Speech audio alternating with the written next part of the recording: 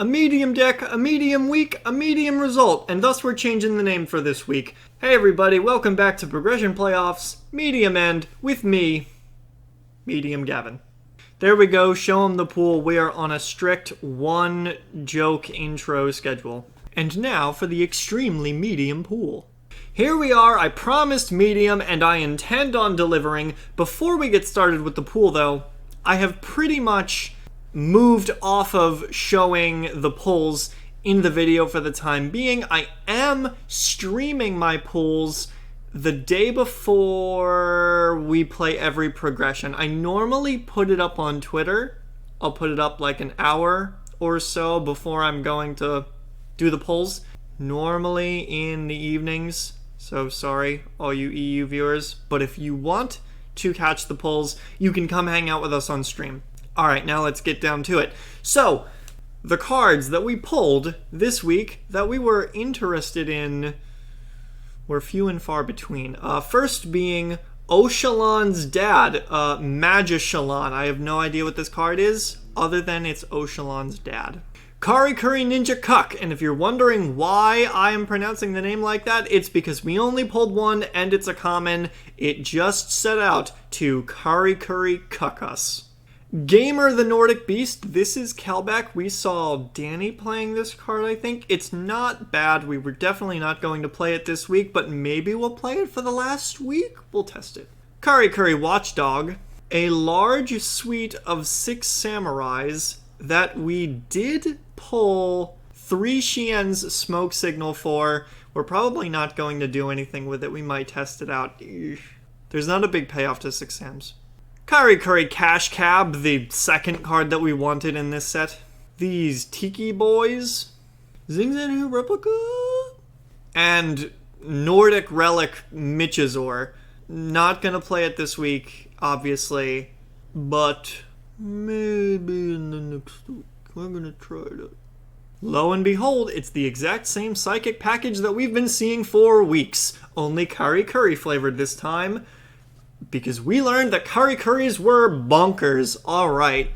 The idea behind the deck was that everything was super consistent between the recruiters, the searcher, other searcher, kicker doing what kicker do, Kuik doing its best kicker impression, removal, more removal, insane draw power, tech for the mirror, machine assembly line we've all been trying out, and it wound up being pretty good. It reads as a Monster Reborn, but it gets kind of bricky because it doesn't Monster Reborn immediately. You need to put counters on it, and then you can't use the effect multiple times by spending counters. Once you spend the counters, you send Machine Assembly Line to the graveyard. So we didn't want to brick on it, and so we only played one. But it's pretty good. The only thing that we bellyached about the deck was whether or not we should play Gale. And because Kari Curry names mattered, we opted to play as many Kari Curry names as we could feasibly and not play Gale. Sorry, Gale. With the exception, of course, of Barrel and the Samurai, because they're just not as strong. We also considered playing half counter, but hilariously, the Kari Curries aren't in attack position when they get attacked, so actually half counter is not good in this deck at all. Still no synchros. We're cruising right along. Let's take a look at the Grames. Fortunately for us, despite the fact that our deck was mediocre, a consistent mediocrity is normally enough to be pretty successful in this series. Or at least, medium successful. So this first game is against Danny. We're going to take a look at the Gavin Knox opening hand analysis right now. So Danny wins the die roll. The opening hand is Poshul, Reinforced Truth, Reinforced Truth. Yikes. I don't know if they're playing more than one Poshul. I don't remember. Ouch. That's not a good 3 cards to open. Gale, Graceful Revival, and Amazoness Sage. I guess the idea behind this is that it whips on Kari Curries because they go into defense. That's pretty cute. Not an incredible opening hand from Danny, but they do have an opening play in Set Poshul. Our opening hand is Bonkers with Pandaborg, Anatomy, Soldier, Cash, and Kicker. We're going to summon out a Panda. Go into Poshul. Our opener is definitely stronger. Set that Fairy Wind, pass it back. Danny's going to set Regigira, which he top tactics. I'm going to draw another kicker, summoning kicker. Danny's going to pass it. I'm going to pass it back to Danny. Summon Gale, half kicker. Kill that kicker. We're going to summon yet another kicker. Get into that Gale. Danny sets a Graceful Revival. Makes an Iron Chain Dragon. We do not have anything to deal with that yet. We're going to mill some cards. And oh my god, those are some good mills. Good thing I have a Snowman Eater. I set the Snowman Eater. Danny tries to go ahead and Graceful Revival. I have the Fairy Wind to counter that. Danny has the second Graceful Revival to counter the Fairy Wind, getting back Ragigira. Ragigira is going to go ahead and add Pashul back to hand, which ultimately is his downfall, because Pashul is the thing that sets Danny back the most in this game. Things are looking pretty okay for Danny here. He gets to go into a Formula Synchron. Yikes. Formula Synchron can only go in the main phase, so you can't Chain Link Synchro in the battle phase. Danny's going to draw a card off of Formula. That's the selection. That's pretty good. He's going to go ahead and beat up our Pandaborg. We're going to summon another Pandaborg off that. We're going to... So I make a very good play here, by the way. Danny's got Iron Chain and Formula Synchron on the field. If I, in main phase 1, just flip up Snowman Eater and target either Iron Chain or Formula Synchron, Danny can Chain Link 2, Synchro into that 8-star, completely whiffing the effect of Snowman Eater. I make the heads-up play to go to declare battle phase, because I've got a Pandaborg on the field, and even though I'm looking at 4 set cards from Danny, I have to try to beat up, or threaten to beat up, the Formula Synchron first. So I declare go to battle. Danny says, in response, at the end of main phase 1, I will Synchro into my 8-star to protect the Formula Synchron. I say, okay. Still in main phase, let's flip up Snowman Eater, pop that Blackwing Dragon, and that is pretty much spells the end of the game for Danny. They're going to reinforce Truth out of Pashul, selection my Strategist, which would have turned Pashul into attack, allowing me to get a bunch of damage in. I'm going to attack into a Naga. It gets negated. Gale goes in. Oh, goodness gracious, and it's just not enough. Danny doesn't want to attack into the soldier threat because of the threat of Trick House, which he hasn't seen yet.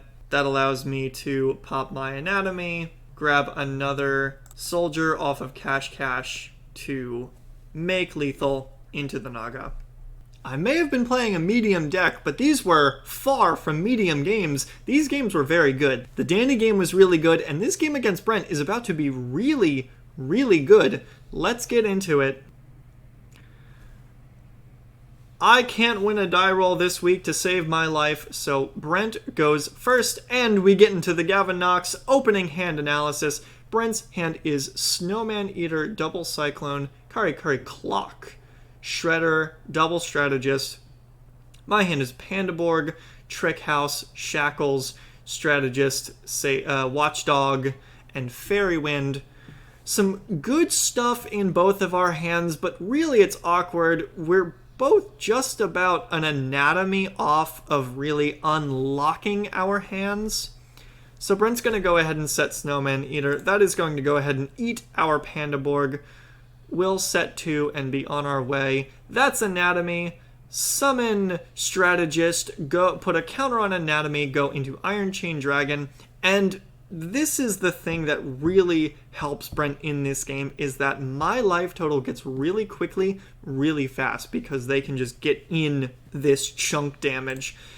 Those are really good mills for Brent, because I don't get access to that Snowman Eater now, but I'm going to be able to go ahead and Watchdog, Dark World Shackles, try to get into that Iron Chain Dragon. Brent's going to go ahead and Chain Double Cyclone, popping the Kari Clock, valuing the Iron Chain Dragon more, the guy he's got on board. I can't really blame him. I'm going to take a bunch of damage from that, and oh my goodness, like that 3,400 life total is just going to come back to bite me in the butt later in the game.